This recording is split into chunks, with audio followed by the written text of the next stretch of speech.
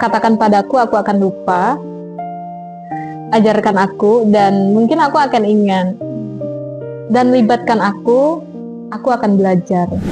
Jadi Banyak anak muda berjalan sendiri-sendiri, tapi tak sedikit yang salah jalan. Lalu perlukah setiap orang mempunyai mentor? Bersama saya, sudah ada seorang mentor Sekolah Tinggi Agama Kristen Terpadu Pesat Salatiga. Kak, apa sih mentor itu dan apa yang dikerjakan oleh seorang mentor?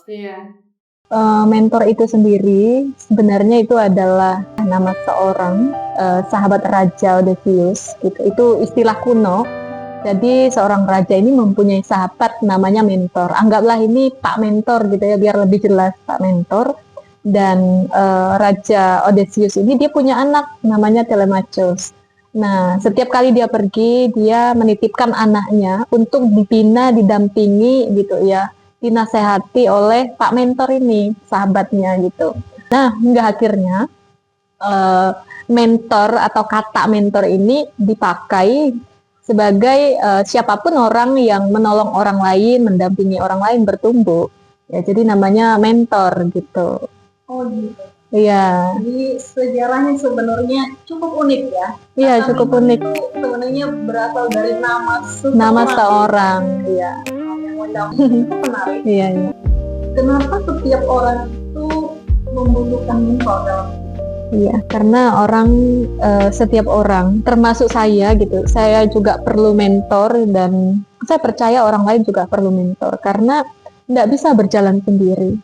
Walaupun sekuat-kuatnya kita, sehebat-hebatnya kita tadi ya, kita benar-benar perlu pribadi, ada orang yang percaya kepada kita. Ada orang-orang yang bisa melihat potensi kita, dan itu bisa mengarahkan kita untuk mencapai potensi itu dan tujuan Tuhan dalam hidup kita. Jadi tanpa seorang mentor ya kita bisa salah arah, salah langkah gitu. Ya. Sangat dibutuhkan untuk Iya. orang itu menemukan mentor yang tepat untuk dirinya. Iya, perlu banget sekali. Bahkan bukan hanya satu. Sudah berapa lama kakak menjadi seorang mentor? Sudah 3 tahun. 3 tahun ya. Oke. Apa sih prinsip yang kakak pegang Iya. selama menjadi mentor Iya. ketika mendampingi para mentee? Iya.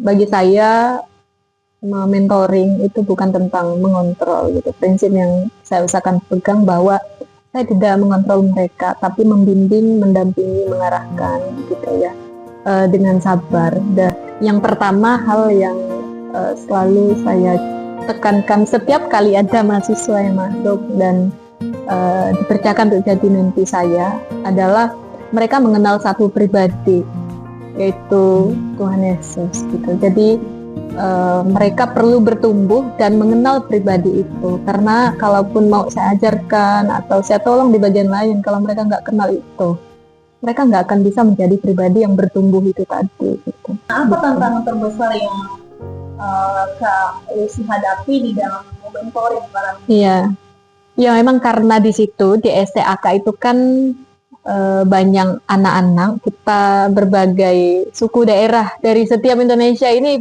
intinya ada di situlah gitu ya. Dan tantangan terbesarnya adalah karakter gitu. Karakter yang berbeda-beda dengan keunikan yang berbeda, mengenal mereka bukan satu hal yang mudah. Dan itu saya harus belajar setiap hari supaya ya saya bisa kenal dengan mereka. Itu tantangan, tapi hal yang sangat menarik bagi saya. Mungkin satu kalimat ya, mempelajari manusia gitu ya. Sejauh ini mempelajari manusia itu menyenangkan. Iya. Karena kan ya mungkin tidak semua orang suka gitu, tapi bagi saya itu sesuatu hal yang istimewa, yang bisa saya alami di dalam 3 tahun terakhir ini gitu. ada nggak kisah mentoring yang paling berkesan? Salah satu ketika dimana anak-anak itu sakit, karena bagi saya itu sesuatu hal yang tidak seperti biasanya terjadi gitu di dalam pondok. Nah, kalau di sana kita nggak bilang asrama ya, Kita bilang itu pondokan gitu. Jadi di setiap pondokan ada 12 anak dan satu mentor gitu. Nah, jadi di satu ketika Tuhan izinkan semua mereka mengalami sakit kecuali saya. Dan di hari yang sama mereka tidak ada yang masuk kuliah. Nah, itu sesuatu hal yang nggak seperti biasa gitu. Orang kan biasa sakit itu bergantian, setidaknya kita masih ini ya. Ini benar-benar di satu hari mereka sama-sama nggak sekolah, nggak kuliah karena sakit. Dan sakitnya juga bermacam-macam, ada yang sakit mah, ada yang pusing, demam, tipes gitu ya. Dan waktu itu tinggal saya seorang diri yang sehat. Ada satu anak lagi sih, tapi anak ini juga sebenarnya nggak terlalu sehat banget gitu, tapi dia memaksakan diri untuk tetap kuliah. Nah, singkat cerita, ya ketika hal itu masih terjadi, saya berdiri membelakangi teman-teman waktu itu yang lagi baring, yang sakit, sambil saya nyuci apa piring. Nah, itu saya mikir aja sih, saya nggak ngomong banyak, jadi nggak ada orang dengar, intinya di pikiran saya aja. Saya bilang, Tuhan, ini banyak sekali yang terjadi gitu.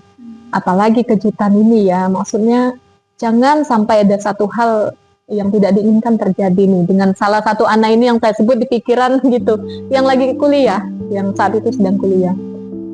Belum selesai saya cuci piring, baru ngomong di situ bukan ngomong ya, baru berpikir ada anak yang teriak di jalan gitu ya, nggak jauh dari rumah, mungkin sekitar 100 meter gitu ya, tapi karena teriak kan kedengaran. Lalu saya langsung lihat, saya melihat anak saya yang satu itu, saya tidak sebut namanya ya, dia tergeletak jatuh karena ternyata dia mendengar kabar berita kalau ayahnya meninggal. Wah, itu saya benar-benar tidak dapat berpikir apa-apa lagi. Saya sebenarnya secara manusia saya sudah sangat lemas gitu. Tapi momen di situ saya melihat Tuhan itu nyata sekali memberikan saya kekuatan gitu. Jadi kalau bukan karena Tuhan tidak mungkin bisa seperti itu. Tapi di momen itu yang paling membekas juga bagi saya adalah bagaimana kita menyalurkan kasih di saat kita juga sedang lelah gitu. Karena tadi prinsip di awal adalah tentang kasih itu tadi ya. Maksudnya menuntun, membimbing dalam kasih. Itu juga yang saya pelajari setiap hari. Jadi mengorbankan diri itu bukan ketika memang ada waktu kita di saat hal yang seperti apa, tapi mengorbankan diri juga ketika kita tidak punya tenaga lagi sebenarnya untuk memperhatikan orang lain, tapi kita tetap lakukan itu gitu.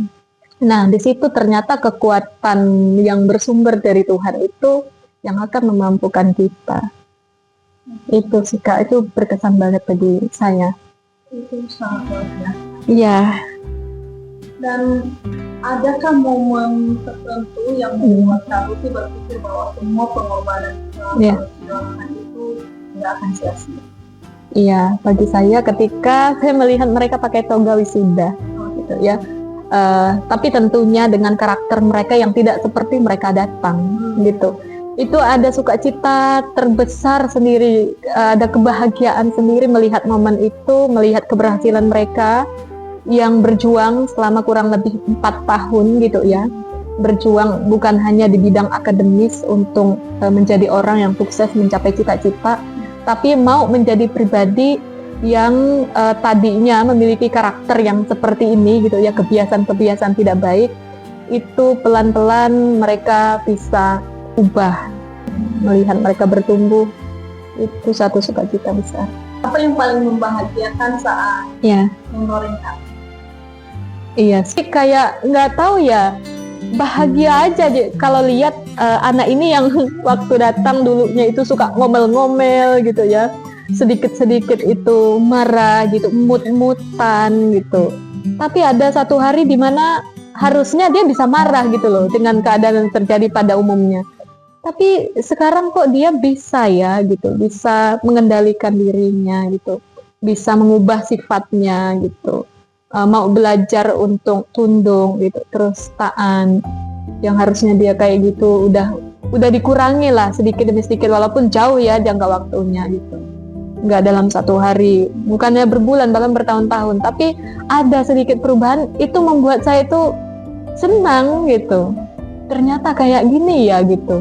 Kayak gini rasanya kalau kita menolong dan mendampingi orang yang kita dampingi, dia bisa bertumbuh.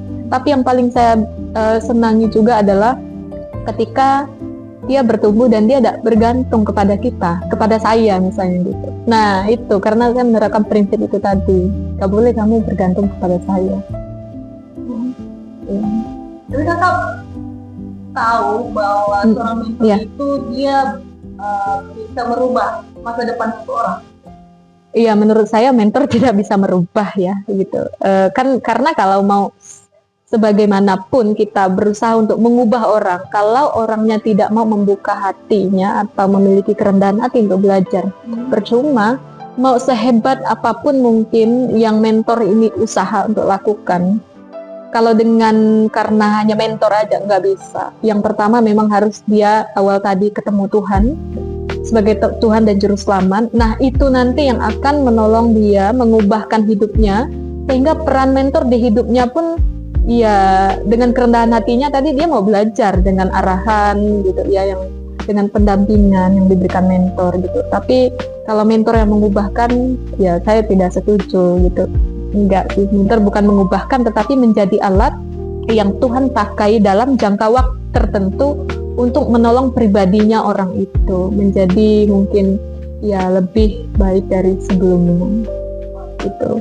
Nah, pengorbanan terbesar apa yang menurut Kalusi pernah Kalusi lakukan untuk para mentor? Yang sejauh ini saya korbankan lebih banyak dibandingkan hal yang lain itu adalah waktu. Kenapa saya bilang waktu? Karena harusnya saya bisa dan punya waktu itu untuk saya untuk mengerjakan satu hal yang lain gitu kan. Tetapi di mana saat saya juga lelah gitu, bahkan kadang itu adalah jam-jam istirahat, itu ketika saya melihat mereka itu saya mengorbankan waktu istirahat saya ya untuk mereka mendengar, cuma mendengar kadang. Tapi saya tidak melakukannya dengan terpaksa karena memang ya saya melihat ada sukacita bagian tersendiri di situ gitu ya. Ketika saya melihat dengan hal yang seperti ini bisa saya lakukan, ya sudah, saya merasa waktu pun yang terbuang itu tidak sia-sia kok gitu. Terus bisa mendampingi para tentu secara manusia kan kekuatan pikiran pasti terbatas. Yeah. Nah, dari mana kekuatan itu sehingga bisa terus mau mendampingi mereka meskipun merasa lelah? Iya, ada satu momen di mana ya itu saya nggak bisa. Pokoknya menurut saya tidak mungkin saya bisa kuat gitu. Bahkan sempat saya itu hampir kayak lemas gitu ya. Itu waktu itu mau tidur. Saya ingat waktu itu saya mau tidur. Tuhan, saya nggak boleh sakit gitu. Sampai saya ini tepuk dada saya. Saya bilang ke jiwa saya, kamu nggak boleh sakit ya. Kamu jangan sakit gitu. Itu mereka anak-anakmu itu semua udah sakit loh, anak rohani ya, karena aku itu nggak punya anak ini ya, kamu nggak boleh sakit gitu, Tuhan maksudnya tolong kuatkan saya. Nah di situ saya baca Mazmur 23 itu sambil saya baring, saya baca Mazmur 23 itu, Tuhan adalah gembalku yang baik, takkan kuranganku sampai selesai, sampai itu menjadi ayat hafalan saya gitu, sampai saya nutup mata sehingga saya bisa tidur nyenyak. Besok pagi benar-benar saya nggak tahu itu energi datang dari mana, saya merasa fresh padahal saya nggak minum vitamin apa gitu. Itu saya tahu maksudnya iya ya, ini kekuatan yang dari Tuhan sumbernya gitu. Sepanjang perjalanan Kalusi menjadi seorang mentor, kalau Kalusi simpulkan satu kalimat dari Benjamin Franklin ya, katakan padaku aku akan lupa, ajarkan aku dan mungkin aku akan ingat, dan libatkan aku akan belajar. Jadi tidak hanya mengatakan, tidak hanya mengajar, tapi melibatkan mereka dalam setiap proses yang terjadi sampai dia benar-benar bisa menjadi seperti apa yang Tuhan inginkan, bukan seperti apa yang kita inginkan. Baik sahabat, terima kasih sudah menyaksikan video ini. Tuhan memberkati. That song is on repeat.